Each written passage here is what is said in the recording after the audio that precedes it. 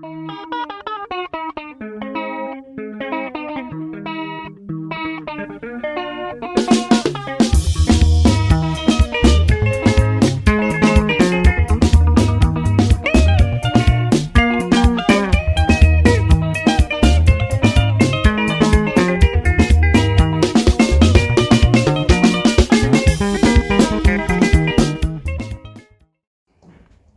government has rubbished reports that the country is facing a potentially crippling shortage of mealie meal.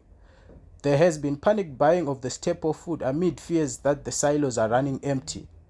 Speaking on the sidelines of a national foods plant tour, Agriculture, Lands, Fisheries, Water and Rural Development Deputy Minister Evangelist Haritatos said the silos have enough to feed the nation.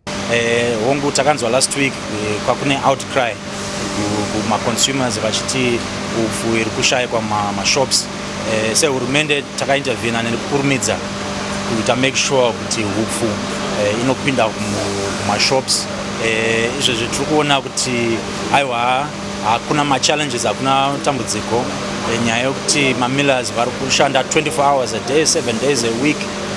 Ufu izvezvi muri kuona kumashure kwangu yakazara. Kana kwakune challenges acho apera manje. In a nation facing what could be a potentially dry season, Haritatos also spoke about a stable excess wheat production which could result in exports. We have a proper company today where we are sitting today, National Foods, through their management company PHI, where they got involved in raw production. And now we have these bumper harvests. I'm not saying they're the only company that got involved, not only milling, quite a diverse group that got involved in raw production so that we can get out of the rut that we had of the 2 decades of not producing enough food. Now, as PS eloquently put it, we have a challenge now. We have so much wheat and we don't know what to do with the wheat. Are we going to export it? And that's because groups like National Foods, the INSCOR group at large, got themselves involved. In a country where arbitrage has become a norm, he also implored milling companies not to flood shelves with unaffordable goods, but to produce goods which are affordable for the consumers. I look at it that it's testament that you are a patriotic company. I look at it that it's testament that you believe in the government. You believe in us who were elected by the people, who are pushing forward policies that enable you as companies to make a profit, but to put a good quality product on the shelf at an affordable price. Owing to the ever-changing climate conditions, government is looking to climate proofing to ensure food sustainability. With the threats that we have and the changed climate, this year has been a very good example of how climate is changing. So originally we were thinking of an El Nino that is very strong, and midway through that we were told that it might be mild, and then over the last 10-15 days we've seen that we now have a normal to above normal rainfall situation, and then we are wondering whether we are still in the middle of the El Nino or not. But it's just the variability of the weather that is there.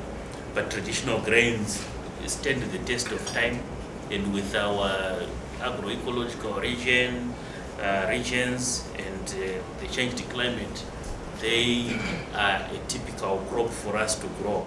National Food CEO Mike Lashbrook also made assurances that his company was ready to deliver to the market. So we want to be the preferred supplier of branded FMCG and stock feeds products in Zimbabwe and selected regional markets. We've put there selected regional markets. At the moment, with these new categories, we're just beginning to export into the region. Some of our breakfast cereals already going into Botswana and Zambia. And we would like to see ourselves with these new investments increasing our exports in the year ahead. And in the context of agriculture, we think this is very beneficial because now that we're a surplus producer of local wheat, we're looking to value add these wheat products.